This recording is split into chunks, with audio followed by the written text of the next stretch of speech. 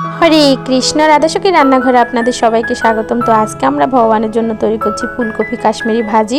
তো এখানে আমি নিয়ে নিয়েছি 3টে টমেটো, একটি ফুলকপি, ধনেপাতা, কাঁচামরিচ আর নিয়ে নিয়েছি কাশ্মীরি। তো অল্প পরিমাণের কাশ্মীরি আমি নিয়েছি। এখানে এবার আমি ফ্রাই প্যানে সাদা তেল দিয়ে তেলটা খুব ভালোভাবে গরম হলে এতে আমি কাশ্মীরিগুলো ভেজে নেব। তো কিভাবে ময়দা থেকে পারফেক্ট ধোকা কিংবা কাশ্মীরি করা যায় তার একটি ভিডিও আমার চ্যানেলে দেওয়া আছে, আমি লিঙ্কটা ডেসক্রিপশন বক্সে দিয়ে দেবো, আপনারা চাইলে দেখে নিতে পারেন। তো লাল লাল করে আমি কাশ্মীরিগুলো ভেজে এখন তুলে নিচ্ছি।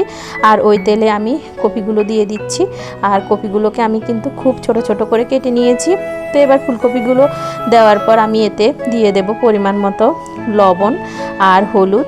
আর এবার আমি খুব ভালোভাবে ঢেকে ঢেকে ফুলকপিগুলোকে লবণ হলুদ দিয়ে একদম সিদ্ধ হওয়া পর্যন্ত ভেজে নেব। তো আমার ভিডিওগুলো যদি আপনাদের ভালো লাগে অবশ্যই আমার চ্যানেলটি সাবস্ক্রাইব করবেন, লাইক দিবেন, শেয়ার করে দিবেন। তো ঢেকে ঢেকে